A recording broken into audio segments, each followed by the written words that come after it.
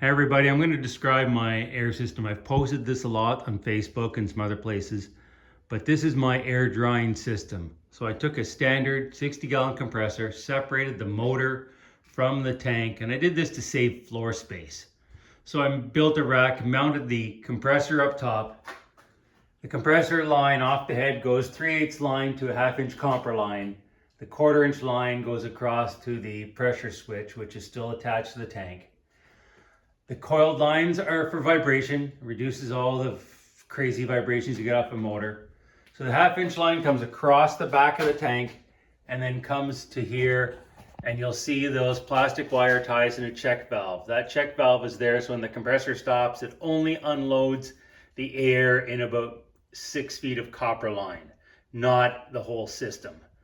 So it gives my compressor an easy start time. On those old plastic wire ties is a thermostat. And that thermostat goes to an automatic thing I picked off eBay into a fan. So when the air temperature starts rising the copper, it comes on and helps cool the copper pipes. And this is just a 1/2-inch copper pipe, just pieces of pipe I had together. They come down to legs and valves at the bottom, and they're all piped into a piece of PEX that goes across the shop and into the sink.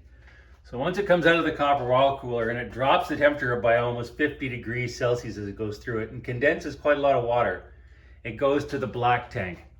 The black tank is what is referred to as a wet tank. It does get a little bit of water in it, but not very much at all. And again, there's a drain off the tank. It slopes towards it, goes down the drain into the PEX line off to the sink. Out of the tank now, it goes into a bypass valve system, which is just before my refrigerator dryer. This bypass valve system allows me to work on the dryer. If I want to pull it out, I can shut this valve and open this valve, and then I'm bypassing the refrigerator dryer and I can take it out of the system. But right now I have the bypass closed and the two lines open, so it's going through the refrigerator dryer. This is one I picked up, used, works like a charm, Pro Dry DV, amazing little thing. Comes out of the air, and then goes into my dry tank. This is a great second tank, same size as the first, about 60 gallons. It's a buffer tank. This gives me almost 5 minutes of cutting if I lose power, or not power, but if I lose compressor, I still got time to finish things. Comes out of the top of the tank through a regulator, and I've got the regulator there because I have the shop fed at 100 pounds, and I'll show you why in a second. But keep in mind, there's a lot of valves and unions everywhere, so I can pull this apart and repair parts without having to drain a whole system. So it comes across the shop. I've got over here just a coil on the ceiling for the air. Travels across the top, copper line all the way down. Now this is where it starts getting, and some people are unsure about what I've done here, but it works well. I come down, another valve, of course, and then I come down, I feed my rubber hose that goes outside for whatever tools I'm using. But I've got a little gauge right there to watch what I'm running on pressure. Now it comes through a water filter that I've changed to fill with desiccant beads. From there it goes down into a motor guard filter and then into my plasma. So the only restrictions I've got on flow is through this and through my refrigerator dryer, but that's the only restrictions. And I have it set for 100 pounds on the shop because this is rated for 110 pounds, about 110 pounds. And it's fine, it's solid. Where I check it regularly, it works well.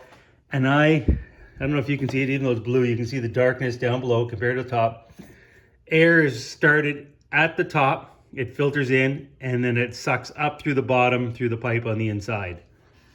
I can get about 4 to 5 hours of cut time on that before I get about halfway through the beads, and then I have to take them out dry and put them back. I went from about 500 pierces to about 1,500 pierces on this system. What a difference it made. I have dry air. I used to have to change the beads daily after every hour of cutting or half hour of cutting, but now that dryer gets me about 3 to 4 hours of cut time. So that's the basics of it. It's 1/2-inch copper pipe. You can use PEX, but if you use PEX pipe, make sure you use a 3/4 inch because all your fittings on PEX reduce to almost 1/4 inch, believe it or not. Take a look inside, you'll see. So if you have to use PEX, use 3/4 inch. Copper, great. I don't get any water down here at all. None. That motor guard filter, I check it regularly. It's about 2 years old and there's not any moisture in it. There's no discoloration. It is amazing. All right, there you go. Bye.